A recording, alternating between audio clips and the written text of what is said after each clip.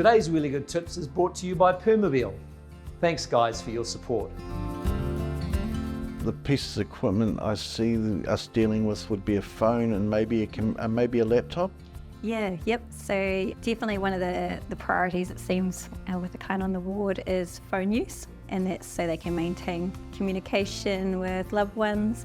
It might be, so they can still receive and respond to emails, manage their banking. It might allow them to make calendar appointments, keep notes. Accessing a phone is pretty important in those initial With stages. assistive technology and those communication tools, it could also mean software such as voice recognition or dragging naturally speaking with the laptops. The software is looked at it also. Yeah, so we might, in regards to a phone, how someone might access a phone, there's a variety of ways. It might be looking at, just some of the inbuilt accessibility features within a phone. It might be enlarging icons, simplifying an interface so they can target things easier.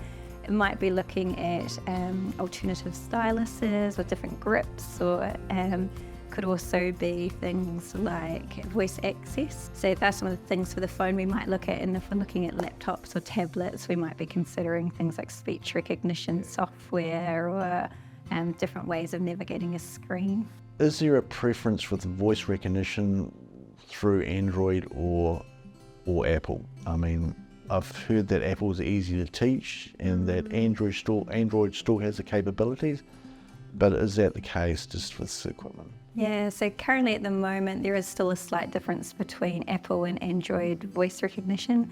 Apple at current time still seems to be more reliable and more accurate, but it is very dependent on the client, and so we would consider both.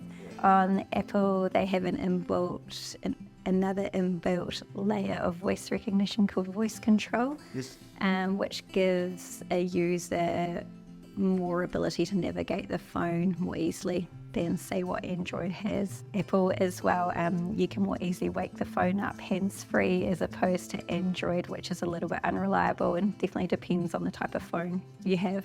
Amber, is there a way of setting up a phone so a client can make a fast dial in case of emergencies if they're trying to get to either a family member or a work staff? Yeah, absolutely. So you can set up speed dial for someone to make a quick phone call.